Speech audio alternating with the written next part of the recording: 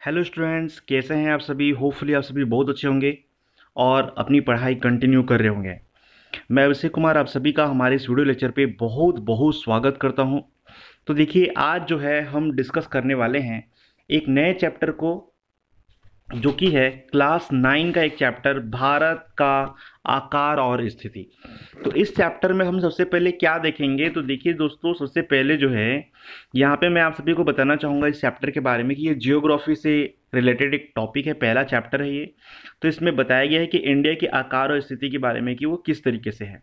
Okay, तो देखिए इसमें हम जो है इसके एमसीक्यूज को आज सॉल्व करने वाले हैं कि किस तरीके से इसमें क्वेश्चंस हैं, जिसको आज हम सॉल्व करेंगे। तो देखिए, सबसे पहला क्वेश्चन आपको यहाँ पे नजर आ रहा है कि कर्क रेखा किस राज्य से नहीं गुजरती है। तो ये जो पहला क्वेश्चन आपको स्क्रीन पे नजर आ रहा है दोस्तों कि कर्क रेखा किस राज्य से नहीं गुजरती है, तो यहाँ ऑप्शन है राजस्थान से नहीं गुजरती है, उड़ीसा से नहीं गुजरती है, छत्तीसगढ़ से नहीं गुजरती है, त्रिपुरा से नहीं गुजरती है। अब जिस बच्चे को पता है कि कर्क रेखा क्या होती है वो तो बता देगा इसका आंसर, लेकिन जिस बच्चे को नहीं पता है वो नहीं बता पाएगा। तो सबसे पहले मैं आपको कर्क रेखा क्या होती है वो मैं आपको बता दूं कि जैसे अगर मान लीजिए कि ये एक ग्लोब है, मान के चलिए, क्लियर है, और यहाँ से हम ग्लोब में कई सारे लाइंस होते हैं यहाँ पे। जैसे सबसे पहले मैं आपको बता दूं कि यहाँ पे एक इक्वेटर लाइन होता है, उसके ठीक ऊपर में यहाँ पे एक ट्रॉपिक ऑफ कैंसर लाइन होता है जिसे हम कर्क रेखा कहते हैं, इक्वेटर को भूमध्य रेखा के नाम से जानते हैं। इसके ठीक नीचे में यहाँ पे मकर रेखा होता है जिसे ट्रॉपिक ऑफ कैप्रिकॉर्न कहते हैं। साथ ही यहाँ पे एक आर्कटिक सर्कल होता है, ठीक है, आर्कटिक वृत्त जिसे कहते हैं, और यहाँ पे अंटार्कटिक सर्कल होता है जिसे अंटार्कटिक वृत्त कहते हैं। तो ये रेखा क्या हो गई, यहाँ पे ये 0 डिग्री पे ये रेखा आपको नजर आ रही है, ये हो गई आपकी भूमध्य रेखा। क्या हो गई, भूमध्य रेखा। इसके ठीक ऊपर में यहाँ पे 23.5 डिग्री पे यानी 23.5 डिग्री एंगल पे एक और रेखा यहाँ पे नजर आएगी आपको, जो है कर्क रेखा। उसके ठीक नीचे यहाँ पे 23 डिग्री या 23.5 डिग्री ये साउथ पे है और ये नॉर्थ में है, कर्क रेखा नॉर्थ में है और ये साउथ में है। यहाँ पे आपको एक रेखा नजर आएगी जिसे हम कहते हैं मकर रेखा, ये है साउथ में। ओके, तो ये रेखाओं के बारे में यहाँ डिस्कशन किया जा रहा है कि कर्क रेखा भारत के, कर्क रेखा भारत के, ये कर्क रेखा किस राज्य से नहीं गुजरती है। तो भारत के बारे में ये चैप्टर है, तो भारत की किस राज्य से नहीं गुजरती है, ये इसका क्वेश्चन है। तो आइए समझ लेते हैं इसको मैप में दोस्तों, यहाँ मैप में आपको अच्छे से क्लियर हो जाएगा। तो यहाँ पे देखिए ये इंडिया का मैप आपको स्क्रीन पे नजर आ रहा होगा, और यहाँ पे देखिए ये वाली लाइन जो है ये कर्क रेखा है। ओके, क्लियरली आप देख सकते हैं। तो सबसे पहले ये कौन कौन से स्टेट से गुजर रही है आपको वो पता होना चाहिए। तो सबसे पहले ये कर्क रेखा गुजर रही है, ये गुजरात से गुजर रही है, ये राजस्थान के थोड़े से हिस्से को टच कर रही है, एमपी के बहुत ज़्यादा पार्ट को टच कर रही है, छत्तीसगढ़ के बहुत ज़्यादा पार्ट को टच कर रही है, झारखंड को टच कर रही है, पश्चिम बंगाल को टच कर रही है, त्रिपुरा को टच कर रही है और मिजोरम को टच कर रही है। तो इस तरीके से आप देख सकते हो कि 8 राज्यों को भारत की ये कर्क रेखा टच करती है। तो इसमें कौन कौन से हैं, गुजरात है, राजस्थान है, मध्य प्रदेश, छत्तीसगढ़, झारखंड है, पश्चिम बंगाल है, त्रिपुरा है और मिजोरम है। अब चलिए हम क्वेश्चन पे चलते हैं। तो यहाँ पे ये क्वेश्चन में आपको राजस्थान को कर्क रेखा टच करती है कि नहीं, क्वेश्चन में पूछा गया है कि नहीं गुजरती है, जिस राज्य से नहीं गुजरती है। तो राजस्थान से गुजरती है, हाँ भाई बिल्कुल गुजरती है सर, तो इसका आंसर ये नहीं होगा। छत्तीसगढ़ से गुजरती है, हाँ भाई बिल्कुल गुजरती है सर, तो इसका आंसर ये भी नहीं होगा, है ना। तो ये और ये कट गया। अब इसके बाद त्रिपुरा से गुजरती है, हाँ भाई बिल्कुल गुजरता है सर, त्रिपुरा से गुजरती है।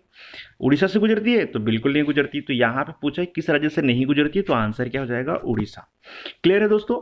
अब उसके बाद देखिए नेक्स्ट क्वेश्चन है कि भारत का सबसे पूर्वी देशांतर कौन सा है। अब आपको पता होना चाहिए कि भाई पूर्वी देशांतर का मतलब क्या है। तो आइए इसको भी हम इस मैप से समझ लेते हैं, आपको अच्छे से ये भी क्लियर हो जाएगा। क्लियर है। तो जैसे ये मैप है आपको स्क्रीन पे नजर आ रहा है, मैं इसका साइज थोड़ा छोटा कर देता हूँ ताकि इसको ड्रॉ करने में हमें सुविधा हो जाए। अब यहाँ पे देखिए कुछ कुछ यहाँ पे आपको देखना पड़ेगा, कुछ कुछ लाइंस होती है यहाँ पे जो आपको समझनी पड़ेगी। जैसे एक लाइन यहाँ से पास होती है इस तरीके से, एकदम कॉर्नर से, यहाँ पे एक लाइन यहाँ से क्रॉस होती है, और यहाँ से लगभग लगभग इसके बीचों बीच से एक लाइन इस तरीके से क्रॉस होती है दोस्तों। तो मैं आपको बता दूं कि ये जो लाइन है ये है आपका 82.5 डिग्री चैनल, जिसको कहा जाता है 82.5 डिग्री चैनल, है ना। और ये है आपका 97 डिग्री एंड 25 मिनट चैनल, ठीक है, और ये है आपका 68 डिग्री एंड 7 मिनट चैनल। तो पूर्वी देशांतर में कौन सी ये रेखा यहाँ से पार होती है, कितने एंगल पे पार होती है, तो इसका आंसर आ जाएगा आपका 97 डिग्री 25। ये पूर्वी देशांतर है, ऐसी रेखाओं को देशांतर कहते हैं, आपको पता ही चल गया होगा। तो आइए हम हमारे क्वेश्चन पे वापस आते हैं। क्वेश्चन में क्या था, भारत का सबसे पूर्वी देशांतर कौन सा है, तो इसका आंसर क्या हो जाएगा 97 डिग्री एंड 25 मिनट। इसके बाद देखिए नेक्स्ट क्वेश्चन है हमारा कि उत्तराखंड, उत्तर प्रदेश, बिहार, पश्चिम बंगाल और सिक्किम की सीमाएं किस देश को छूती हैं। तो क्वेश्चन क्या है आपका, उत्तराखंड, उत्तर प्रदेश, बिहार, पश्चिम बंगाल और सिक्किम की सीमाएं किस देश को छूती हैं। तो इसको भी हम मैप से समझ लेते हैं। यहाँ पे मैप से देखोगे तो आपको अच्छे से याद रहेगा, है ना। तो यहाँ पे देख लीजिए, ये आपके स्क्रीन के सामने ये रहा मैप। अब यहाँ पे देखिए, यहाँ पे सबसे पहले ये है उत्तराखंड दोस्तों, किस देश की सीमा को छू रही है, तो ये छू रही है चीन की सीमा को और नेपाल की सीमा को, ठीक है। अब इसके बाद यहाँ पे बोला है कि यूपी भी बोला है, उत्तर प्रदेश भी बोला है। तो उत्तर प्रदेश चीन की सीमा को नहीं छू रही है, तो चीन तो वैसे ही कट गया। किसको छू रही है, नेपाल को छू रही है, बिल्कुल सही। फिर बोला गया है कि बिहार की सीमा, तो ये देख लीजिए बिहार की सीमा। फिर यहाँ से पश्चिम बंगाल की सीमा, तो यहाँ देख लीजिए पश्चिम बंगाल की सीमा।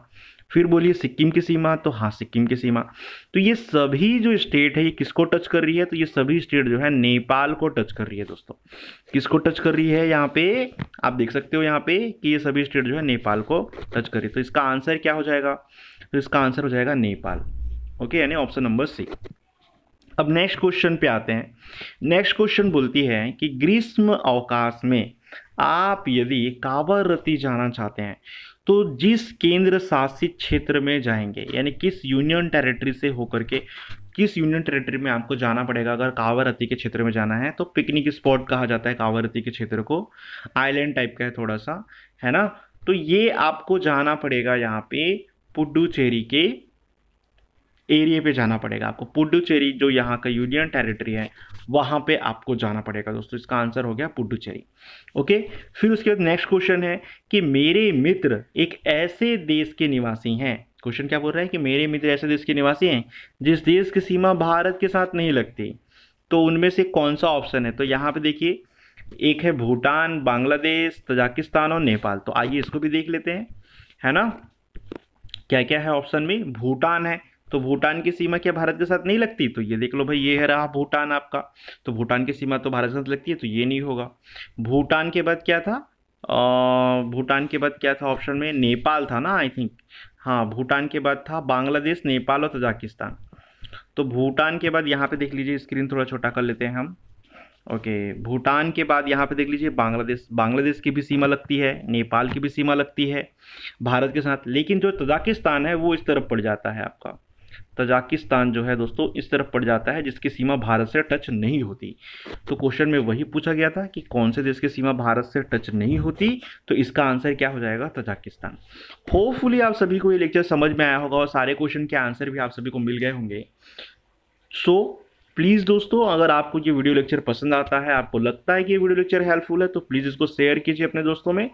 साथ ही आप इस चैनल को सब्सक्राइब कीजिए, और अगर ये वीडियो आपको अच्छा लग रहा है तो आप इसको लाइक भी जरूर कीजिए।